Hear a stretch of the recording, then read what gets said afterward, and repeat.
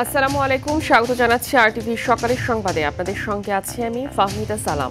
ফ্যাসিবাদ বিরোধী চেতনায় জুলাই সনদ বাস্তবায়নের পথে থাকলেও সংবিধানে বহাল থাকছে স্বাধীনতার ঘোষক হিসেবে শেখ মুজিবুর রহমানের নাম। আওয়ামী লীগ দীর্ঘদিন ক্ষমতায় থেকে সরকারি নথিপত্র এবং সংবিধানে যুক্ত করে গেছে তার নাম। বিএনপির স্থায়ী কমিটির সদস্য সালাউদ্দিন আহমদ বলছেন, বৃহত্তর ঐক্যের স্বার্থে এই সিদ্ধান্ত মেনে নিয়েছে তার দল। খান আলামিনের রিপোর্টে দেখুন বিস্তারিত।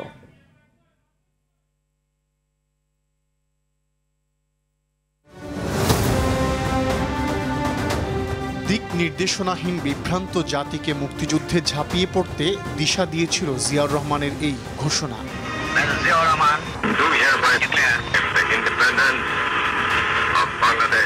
৯ মাসের রক্তক্ষয়ী যুদ্ধ শেষে পৃথিবীর মানচিত্রে জায়গা করে নেয় বাংলাদেশ নামের নতুন রাষ্ট্র।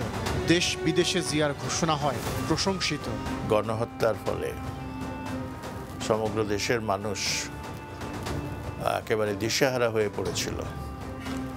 সেই সময় তার কণ্ঠে উচ্চারিত হয়েছিল বাংলাদেশের স্বাধীনতার ঘোষণা এবং মুক্তিযুদ্ধের সূচনা হচ্ছে, মুক্তিযুদ্ধ হচ্ছে, এই বক্তব্য তিনি মানুষের কাছে পাঠিয়ে দিয়েছিলেন। তখন এই রকম সাহসী উচ্চারণ করার মানুষ আর কেউ ছিল না, থাকলেও হয়তো তারা সুযোগ পান। কিন্তু যার কাছ থেকে মানুষ এই ঘোষণা আশা করেছিল, আজকে বিভিন্ন দলিলে, বিভিন্ন ঐতিহাসিক গবেষণায় এটা প্রতিষ্ঠিত যে শেখ মুজিবুর রহমান পাকিস্তানিদের হাতে বন্দী হওয়ার আগে স্বাধীনতার ঘোষণা দিয়ে যাননি। এবং তাজউদ্দিন আহমদের কন্যা তার পিতার সম্পর্কে যে বই লিখেছেন, সে বইতেও এই বিষয়টি উল্লেখ আছে। এবং শুধু উল্লেখ আছে না, কিভাবে অনেকটা চরম অনিচ্ছা অনীহা প্রকাশ করে তিনি এই ঘোষণা দিতে রাজি হননি।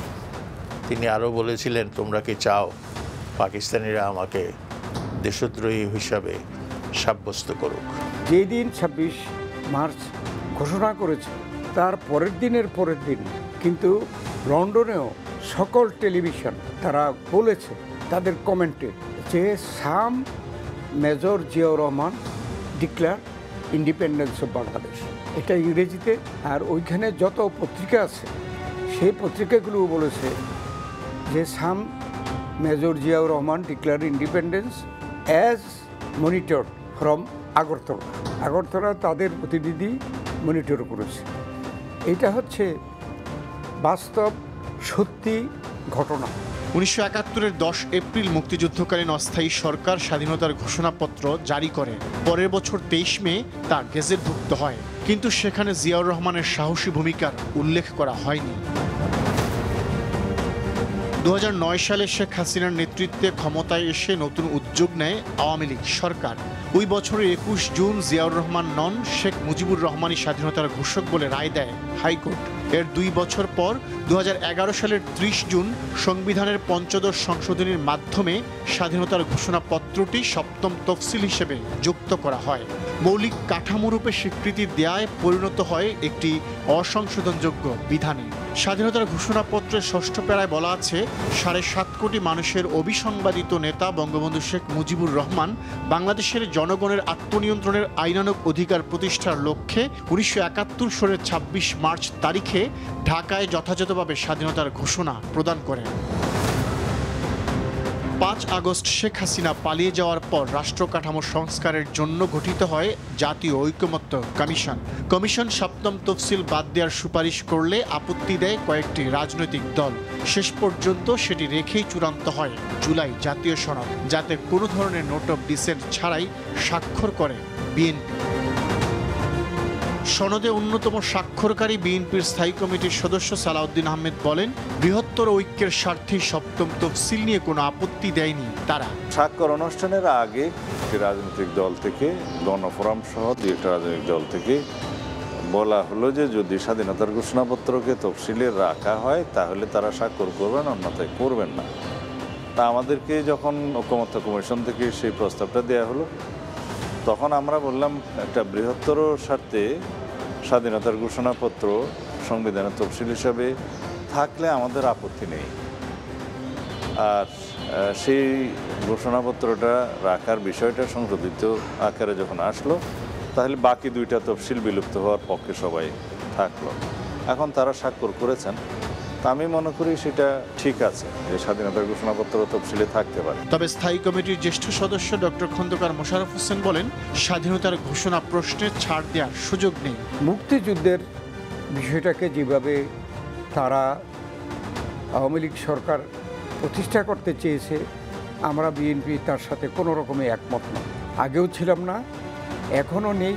সনদে স্বাক্ষর করায় সেটি বাস্তবায়নে বিএনপির উপর নৈতিক এবং কিছুটা আইনি বাধ্যবাধকতা তৈরি হয়েছে বলে মনে করেন এই আইনবিদ। গণভোটটা একটা নৈতিক এবং কিছুটা আইনি বাধ্যবাধকতা তৈরি করবে। জনগণ যদি হ্যাঁ বলে, তখন পরবর্তী সংসদের বা সংস্কার পরিষদের উপর একটা নৈতিক এবং কিছুটা আইনগত একটা দায়িত্ব তৈরি হবে যে দেশের সংখ্যাগরিষ্ঠ জনগণ এই সংস্কার চাইছে। তখন বিএনপির পক্ষে এটা অপোজ করা হয়তো সংবিধান সংস্কার পরিষদে বা সংসদে কঠিন হবে, এবং তারা যদি সেটা করেন, গণরায়কে উপেক্ষা করেন, তার একটা রাজনৈতিক ফল নিশ্চয়ই তারা পাবেন। সংসদের সংখ্যাগরিষ্ঠতার জোরে বিষয়টিকে পুনর্বিবেচনা করার সুযোগ থাকবে বলেও মনে করেন তিনি। পরিবর্তন করার ক্ষমতাও হয়তো জনগণের ম্যান্ডেটের মাঝে। খান আলামিন, RTV, ঢাকা। ভূমিকম্পের সবচেয়ে বেশি ঝুঁকিতে পুরান ঢাকা। এখানকার প্রায় সব ভবনই বসবাসের অযোগ্য। অপরিকল্পিত নগরীর জন্য সরকারের সংস্থাগুলোকে দায়ী করছেন বিশেষজ্ঞরা। ভূমিকম্প সম্পর্কে জনগণকে সচেতনতার পাশাপাশি কুইক রেসপন্স টিম গঠন জরুরি, অন্যথায় ভয়াবহ ক্ষতির আশঙ্কা করছেন তারা। পুরাতন ও নকশা বহির্ভূত ভবন ভেঙে ফেলতে এবং মেরামত করতে শিগগিরই প্রয়োজনীয় ব্যবস্থা নেওয়ার কথা জানিয়েছে রাজউক। রিপোর্ট করছেন জাহিদ রহমান। শুক্রবারের ভূমিকম্পে আবারও সামনে আসে অপরিকল্পিত নগরায়নের চিত্র। 5.7 মাত্রার ভূমিকম্পে আভাস মিলল আরও বড় মাত্রার ভূমিকম্পে কতটা ক্ষয়ক্ষতির মুখোমুখি হতে পারে তিলোত্তমা ঢাকা। বিশেষজ্ঞদের মতে ভয়াবহ ভূমিকম্পে হাইতিতে প্রায় 2.5 লাখ মানুষ মারা যায়। ধসে পড়ে অনেক ঘরবাড়ি ও স্থাপনা। ভয়াবহ মানবিক বিপর্যয়ের সম্মুখীন হয় দেশটি। একই পরিস্থিতির মুখোমুখি হতে পারে ঢাকাও। এই ইন্টেন্সিটি ফিল করাতে আমরা বেশি আতঙ্কিত হয়েছে, এবং এটা আমরা বলে আসছি এটা হতে পারে, এবং আমরা বিল্ডিং কোড করেছি কিন্তু 7.7 থেকে 7.5 ম্যাগনিটিউডের মাথায় চিন্তা করি, কারণ আমি তো সোর্স জানি না কোথায়। আমি ধরে নিয়েছি আমার এই মাটির নিচে 7.7 ম্যাগনিটিউডের আর্থকুয়েক হতে হবে, এইটা ধরেই বিল্ডিং কোডের প্যারামিটারটা সেট করা হয়েছে। তাহলে বিল্ডিং কোড যদি আমি মেনে চলি, আমার 7 ম্যাগনিটিউডের আর্থকুয়েক হলে তো আমার ভয়ের কোনো কারণ নেই। তো ইমার্জেন্সি রেসপন্স আমার রেডি করতে হবে, এখনই প্রিপারেশন নিতে হবে, আমি কিভাবে কন্টিনজেন্সি প্ল্যান রেডি করতে হবে, আমি কিভাবে উদ্ধার কাজ করব। অথচ ভূমিকম্প পরবর্তী কার্যক্রম সম্পর্কে সরকারের অবহেলায় ভয়াবহ বিপর্যয়ের আশঙ্কা এই নগরবিদের। আমরা যেটা মনে করি, যেই ধরনের ভবনগুলো ঝুঁকিপূর্ণ, সেই প্রতিটা ভবনেই এই ধরনের ড্রিলিংটা একটা মোটামুটি পিরিয়ডিক্যালি করা উচিত, এবং একই সাথে শিক্ষা প্রতিষ্ঠানে করাটা খুবই জরুরি। এছাড়া উঁচু ভবনগুলোতে, ঢাকা শহরে উঁচু ভবন খুব একটা বেশি না, এগুলোকে একটা রুটিন বেসিসে তাদের প্রয়োজনীয় সক্ষমতা আছে কিনা, দুর্যোগ এই প্রতিরোধ করা সম্ভব না, তাদেরকে সেটাকে কপ আপ করার জন্য সেই জায়গাগুলোতে ড্রিলিং ব্যবস্থা আসলে পিরিয়ডিক্যাল বেসিসে বা ওই ধরনের ভাবে রাখা দরকার। আর রাজুক চেয়ারম্যান সংস্থাটির গাফলতির কথা স্বীকার করে বলছেন, নিয়মনীতি মানার ক্ষেত্রে জনগণকেও এগিয়ে আসতে হবে। মূলত আসলে যেটা আমরা বাড়ি ভাঙার কথা বলছি, হয়তো বিচ্ছিন্নভাবে দু এক জায়গায় হইতে পারে, কিন্তু বেসিক্যালি এটার মেজরিটি হলো কিন্তু পুরান ঢাকায়। যে বাড়িগুলো ভাঙতে হবে এর ম্যাক্সিমামটি হলো পুরান ঢাকায়। সম্পূর্ণ বিল্ডিং কিছু আছে যেটা রেট্রোফিটিংয়ের না সংস্কার সম্ভব, যেটা সেটা করা। আবার কিছু বিল্ডিং আছে কোনোভাবেই সম্ভব না, সেটা কিন্তু ডেমোলিশ করার কোনো উপায় নেই। নগরীর দুর্যোগ মোকাবেলায় শিগগিরই আলাদা ট্রাস্ট গঠন করা হচ্ছে বলেও জানান রাজুক চেয়ারম্যান। এই সবারই কিন্তু আমাদের সহযোগিতা এখানে লাগবে। জাহিদ রহমান, RTV, ঢাকা। এদিকে মধুপুর ফল্টে 6.9% ভূমিকম্প হলে ভবনের ক্ষতি এবং ক্ষতি মোকাবেলায় শুধু ঢাকা শহরেই লাগবে অন্তত $70 বিলিয়ন। সারা দেশে বড় মাত্রা ভূমিকম্প হলে ক্ষতি হবে $344 বিলিয়ন সমপরিমাণ সম্পদ। ভবন প্রতিস্থাপনে ব্যয় হতে পারে $356 বিলিয়ন। বিশ্লেষকরা বলছেন, ঝুঁকিতে থাকা ভবনে প্রতিরোধমূলক ব্যবস্থা না নেওয়া হলে বড় ধরনের আর্থিক ক্ষয়ক্ষতির মুখোমুখি পড়বে বাংলাদেশ। আরও জানাচ্ছেন তৌহিদুর রহমান। শুক্রবার সকালে তীব্র ভূমিকম্প প্রত্যক্ষ করেছে বাংলাদেশ। 5.7 মাত্রার এই ভূমিকম্পকে ভবিষ্যতের বড় সতর্ক বার্তা হিসেবে দেখছেন বিশেষজ্ঞরা। এরই মধ্যে আরও কয়েক দফা ভূমিকম্পে কেঁপেছে দেশ। জেম ফাউন্ডেশনের গবেষণা বলছে, বাংলাদেশের ভূমিকম্প ঝুঁকি মূল্যায়নে সম্পদের ঝুঁকি যেমন আবাসিক, বাণিজ্যিক ও শিল্প সম্পদের ভৌগোলিক অবস্থান ও মূল্য বিবেচনায় নেওয়া হয়েছে। এক্ষেত্রে দেশের 7টি অঞ্চলে ভূমিকম্পের ঝুঁকিতে থাকা সম্পদের মূল্য নির্ধারণ করা হয়েছে সর্বোচ্চ $344 বিলিয়ন। আর ভূমিকম্পের ক্ষতি থেকে এ সম্পদ রক্ষা করতে প্রতিস্থাপন ব্যয় ধরা হয়েছে $356 বিলিয়ন।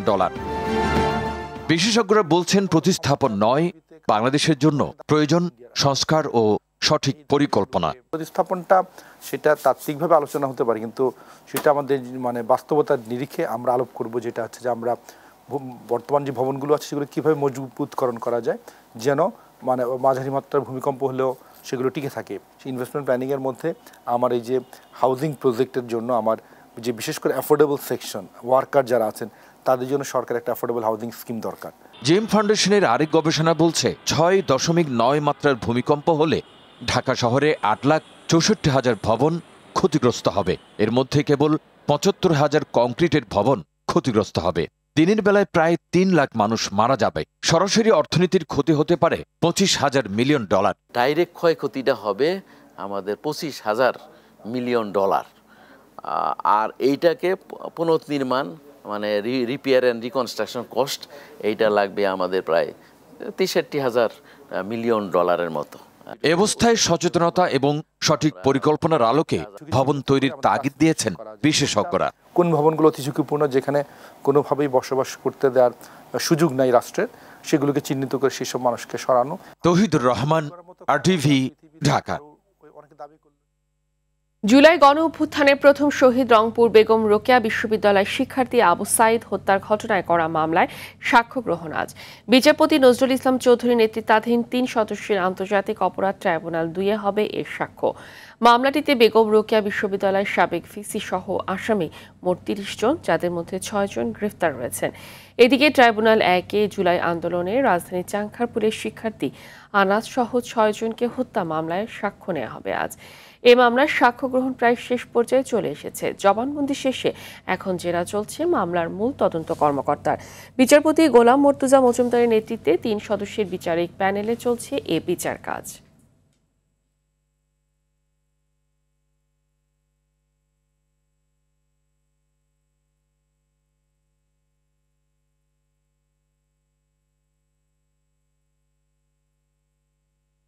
আশুলিয়ার তাজরিন গার্মেন্টস ট্রাজেডির 1 যুগ পেরিয়ে গেলেও পুনর্বাসন ও ক্ষতিপূরণ পায়নি হতাহতের পরিবাররা। কারখানার মালিক দেলোয়ার সহ জড়িতদের দৃষ্টান্তমূলক শাস্তি না হওয়ায় হতাশ শ্রমিক নেতা ও হতাহতের পরিবার। 2012 সালের 24শে নভেম্বর ঢাকার আশুলিয়ায় নিশ্চিন্তপুরে তাজরিন ফ্যাশন কারখানায় জ্বলে ওঠে আগুনের লেলিহান শিখা। কারখানায় কাজ করছিলেন কয়েক হাজার শ্রমিক। বাইরে থেকে তালা বদ্ধ থাকায় বের হতে পারেনি সুমিত্রা। মর্মান্তিক এই ঘটনায় প্রাণ হারান 114 শ্রমিক, আহত হন অন্তত 172 জন।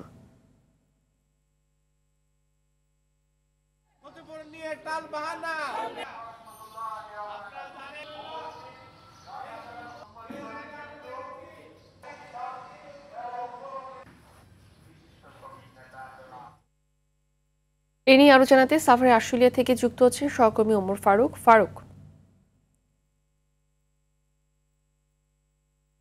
ফারুক, কি বলছেন শ্রমিক নেতারা? পরবর্তীতে তাদের কোনো কর্মসূচি আছে কিনা বিস্তারিত জানাবেন।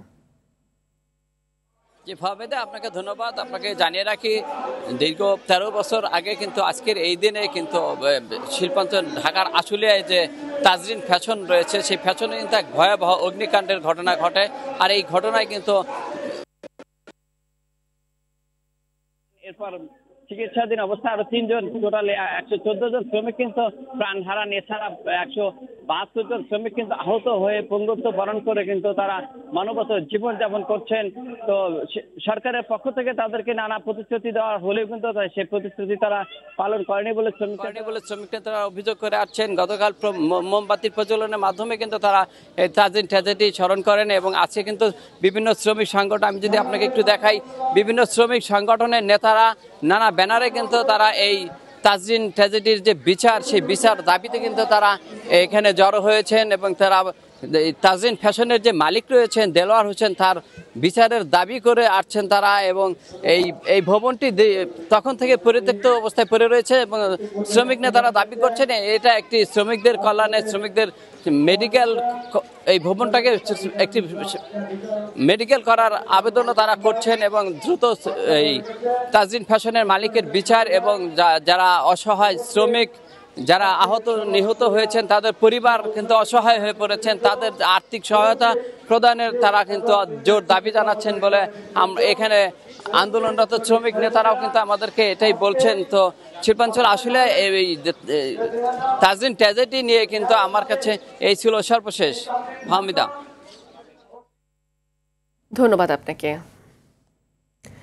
দীর্ঘদিন ধরে বন্ধ সিরাজগঞ্জে জাতীয় জুট মিল, পড়ে আছে মরিচা ধরা যন্ত্রপাতি, তালাবদ্ধ কারখানার ভবন।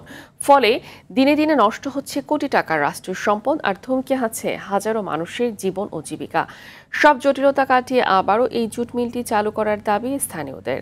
সিরাজগঞ্জ সংবাদদাতার পাঠানো তথ্যচিত্রে আরও জানাচ্ছেন লিওন আজাদ। সিরাজগঞ্জের রায়পুরে ১৯৬০ সালে ৭৫ একর জমিতে প্রতিষ্ঠিত হয় নর্দার্ন পিপলস জুট মিল।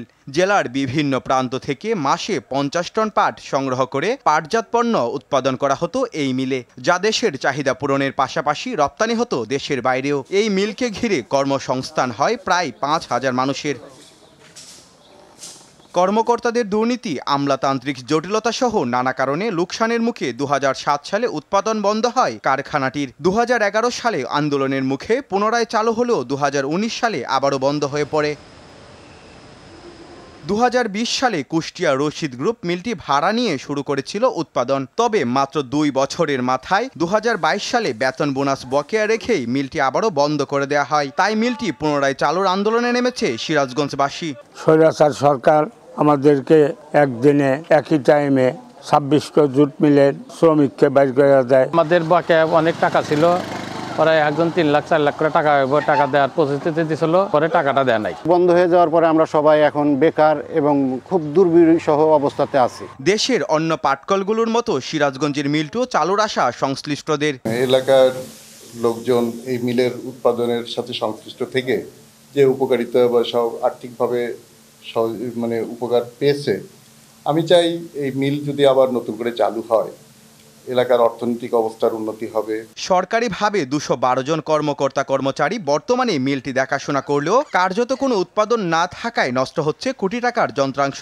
মিলটি পুনরায় চালু হলে মানুষের জীবনযাত্রার মান উন্নত হবে বলে মনে করছেন সচেতন মহল। Leon Azad, RTV। চিকিৎসক সংকটে ভুগছে রাজবাড়ী পাংশা উপজেলা স্বাস্থ্য কমপ্লেক্স। মাত্র ২ জন চিকিৎসক দিয়ে চলছে ৫০ শয্যার হাসপাতালটি, অথচ থাকার কথা ১১ জন মেডিকেল অফিসার সহ ৬ জন কনসালটেন্ট। জনবল সংকটে ঘণ্টার পর ঘণ্টা অপেক্ষা করেও কাঙ্ক্ষিত স্বাস্থ্যসেবা পাচ্ছেন না রোগীরা। সমস্যা সমাধানে প্রয়োজনীয় ব্যবস্থা নেওয়ার আশ্বাস জেলা সিভিল সার্জনের। রাজবাড়ী প্রতিনিধি এম মনিরুজ্জামানের পাঠানো তথ্যচিত্রে আরও জানাচ্ছেন শেখ সুলাইমান কবির। রাজবাড়ীর পাংশা উপজেলার ৩ লাখ মানুষের চিকিৎসা সেবার ভরসাস্থল পাংশা উপজেলা স্বাস্থ্য কমপ্লেক্সটি। তবে চিকিৎসক ও জনবল সংকটে হাসপাতালটিতে জনভোগান্তি চরমে পৌঁছেছে। নিয়ম অনুযায়ী হাসপাতালটিতে বিভিন্ন পদে ১৭ জন চিকিৎসক থাকার কথা থাকলেও আছেন মাত্র ২ জন। চিকিৎসকের অভাবে ১০ বছর ধরে বন্ধ অপারেশন থিয়েটার। টেকনিশিয়ান না থাকায় এক্স-রে, প্যাথোলজির মতো সেবাও বন্ধ দীর্ঘদিন ধরে। এতে হাসপাতালে এসে যেমন কাঙ্ক্ষিত সেবা পাচ্ছেন না রোগীরা, তেমনি অন্যান্য হাসপাতালে রেফার করায় বাড়ছে চিকিৎসা ব্যয়। যে টেস্টগুলো দিয়েছে সে টেস্টগুলো পাংশা হাসপাতালে হয় না। সকাল 10টায় আসছিল, এখন তার আসি নাই, রাত্রে আসবে কিনা তা কবে।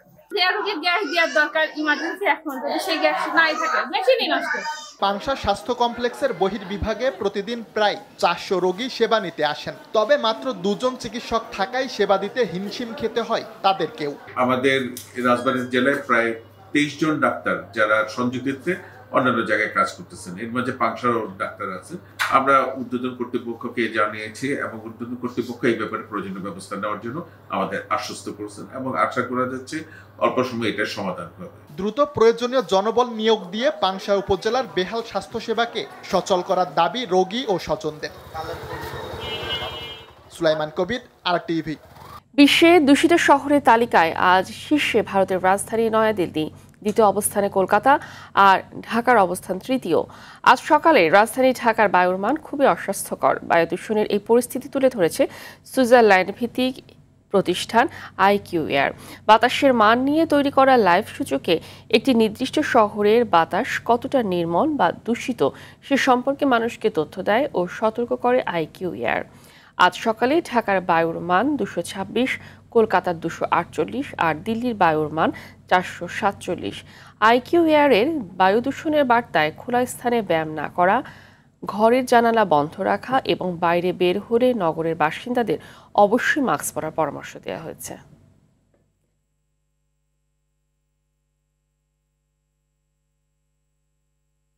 দেশের উত্তরাঞ্চলে বাড়ছে শীতের প্রকোপ।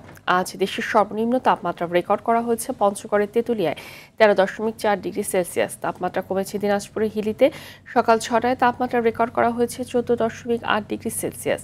বেলা বাড়ার সাথে সাথে রোদে দেখা মিললেও বিকেল থেকে হিমেল হাওয়া ও কুয়াশায় বেশ শীত অনুভূত হচ্ছে। পাবনার ঈশ্বরদীতে গত দুদিন ধরেই সন্ধ্যা থেকে বাড়তে থাকছে শীতের তীব্রতা। ভোরে কুয়াশায় চারদিক ঢাকা পড়েছে। সকাল 6টায় ঈশ্বরদীতে তাপমাত্রা রেকর্ড হয়েছে 15.2 ডিগ্রি সেলসিয়াস। কুড়িগ্রামে কুয়াশার দাপট কিছুটা কমলেও উত্তরের হিমেল হাওয়া বাড়িয়ে দিচ্ছে শীতের তীব্রতা। সকাল 6টায় সর্বনিম্ন তাপমাত্রা রেকর্ড হয়েছে 15.5 ডিগ্রি সেলসিয়াস।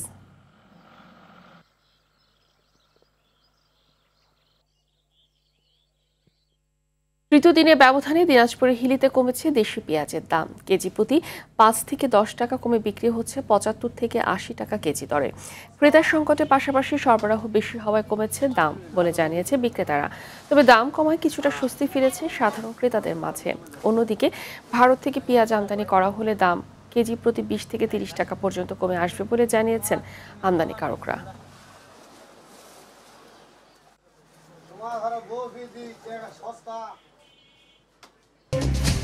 সকালের সংবাদ এই পর্যন্তই। মধ্যাহ্নের সংবাদ দুপুর 12টায় দেখার আমন্ত্রণ রইল। ধন্যবাদ সবাইকে।